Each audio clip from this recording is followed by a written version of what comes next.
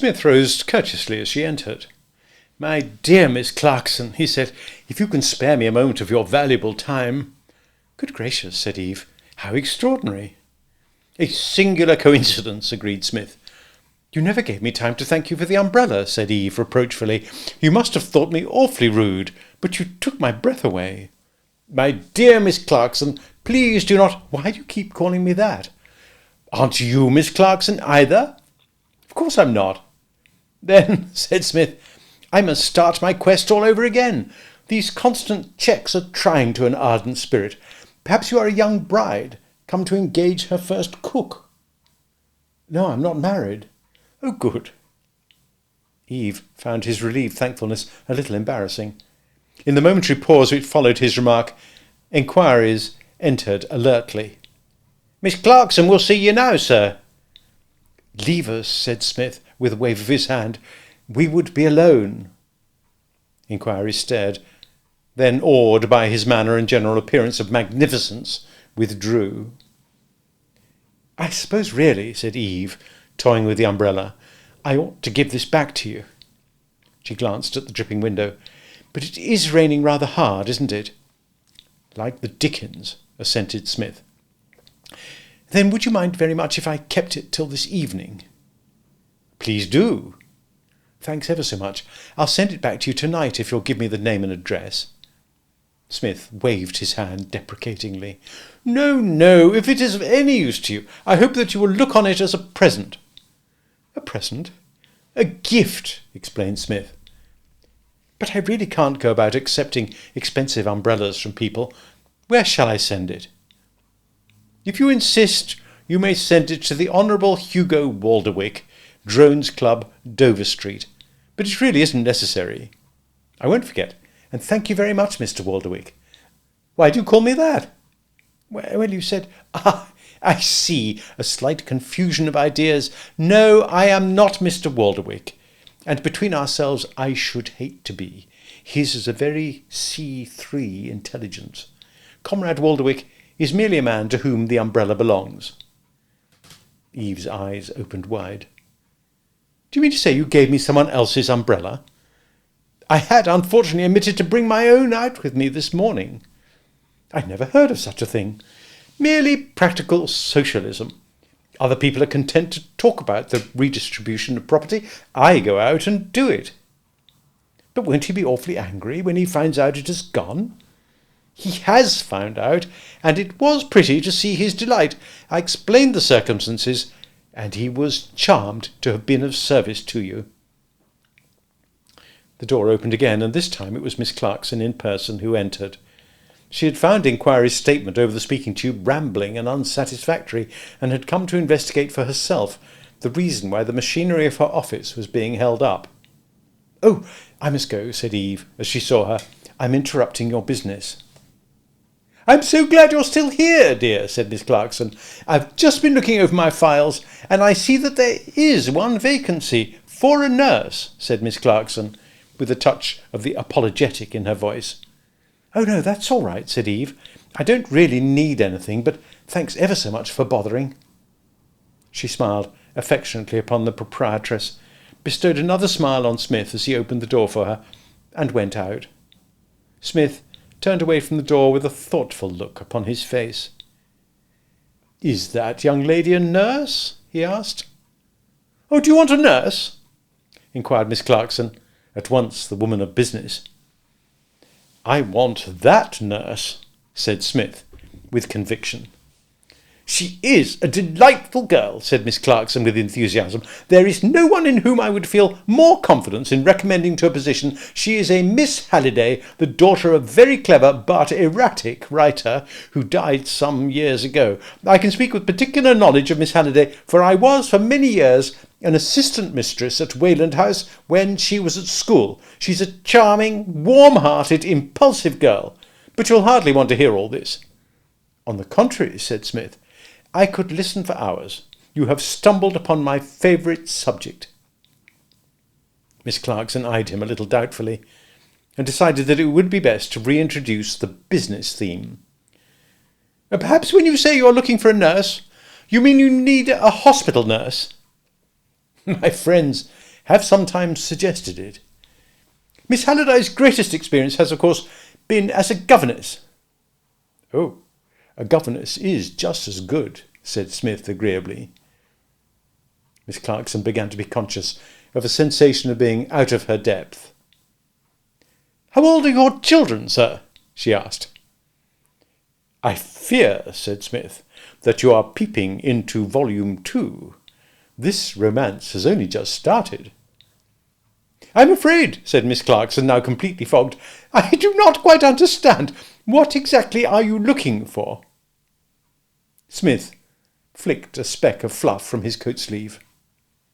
A job, he said. A job, echoed Miss Clarkson, her voice breaking in an amazed squeak. Smith raised his eyebrows. You seem surprised. Isn't this a job emporium? This is an employment bureau, admitted Miss Clarkson. I knew it, said Smith. Something seemed to tell me. Possibly it was the legend Employment Bureau over the door. And those framed testimonials would convince the most sceptical. Yes, Miss Clarkson, I want a job. And I feel somehow that you are the woman to find it for me. I've inserted an advertisement in the papers expressing myself ready to undertake any form of employment, but I have since begun to wonder if, after all, this will lead to wealth and fame. At any rate, it is wise to attack the great world from another angle as well. So I come to you. But you must excuse me if I remark that this application of yours strikes me as most extraordinary. Why? I am young, active, and extremely broke. But your clothes! Smith squinted, not without complacency, down a faultlessly fitting waistcoat, and flicked another speck of dust off his sleeve. Oh, you consider me well dressed, he said. You find me natty. Well, perhaps you're right, perhaps you are right, but consider, Miss Clarkson, if one expects to find employment in these days of strenuous competition, one must be neatly and decently clad. Employers look askance at a baggy trouser leg. A zippy waistcoat is more to them than an honest heart. This beautiful crease was obtained with the aid of the mattress upon which I tossed feverishly last night in my attic room. I can't take you seriously. Oh, don't say that, please. You really want me to find you work? Well, I prefer the term employment. Miss Clarkson produced a notebook. If you're not really making this application just as a joke, oh, I assure you no. My entire capital consists in specie of about £10. Then perhaps you will tell me your name. Ah, things are beginning to move. The name is Smith. P. Smith. The P is silent. P. Smith? Smith. Miss Clarkson brooded over this for a moment in almost pained silence, then recovered her slipping grip of affairs. I think, she said, you'd better give me a few particulars about yourself. There's nothing I should like better, responded Smith warmly. I am always ready, I may say eager, to tell people the story of my life, but in this rushing age I get little encouragement. Let us start at the beginning. My infancy. When I was but a babe, my elder sister was bribed with 6pence an hour by my nurse to keep an eye on me and see that I did not raise Cain. At the end of the first day she struck for a shilling and got it. We now passed to my boyhood. At an early age I was sent to Eton. Everybody's predicting a bright career for me. Those were happy days, Miss Clarkson. A merry, laughing lad with curly hair and a sunny smile. It's not too much to say that I was the pet of the place. The old cloisters, But I'm boring you. I can see it in your eye. No, protested Miss Clarkson, but what I meant was, I thought you might have had some experience in some particular line of... In fact, what sort of work? Employment. What sort of employment do you require? Broadly speaking, said Smith, any reasonably salaried position that has nothing to do with fish. Fish? Quavered Miss Clarkson, slipping again. Why fish? Because, Miss Clarkson, the fish trade was, until this morning, my walk in life, and my soul has sickened of it." "You're in the fish trade?" squeaked Miss Clarkson, with an amazed glance at the knife-like crease in his trousers. "These are not my working clothes," said Smith, following and interpreting her glance. "Yes, owing to a financial upheaval in my branch of the family, I was, until this morning, at the beck and call of an uncle who unfortunately happens to be a mackerel monarch, or a sardine sultan, or whatever these merchant princes are called who rule the fish market. He insisted on my going into the business to learn it from the bottom up, thinking no doubt that I'd follow in his footsteps and eventually work my way to the position of whitebait wizard. Alas, he was too sanguine. It was not to be," said Smith solemnly, fixing an owl-like gaze on Miss Clarkson through his eyeglass. "No?" said Miss Clarkson. "No. Last night I was obliged to inform him that the fish business was all right, but it wouldn't do, and that I proposed to sever my connection with the firm for ever. I may say at once that there ensued something in the nature of a family earthquake. Hard words," sighed Smith. "Black looks, unseemly wrangle. And the upshot of it all was that my uncle washed his hands of me and drove me forth into the great world, hence my anxiety to find employment.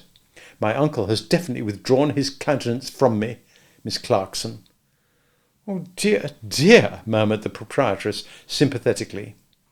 "Yes, he is a hard man, and he judges his fellows solely by their devotion to fish.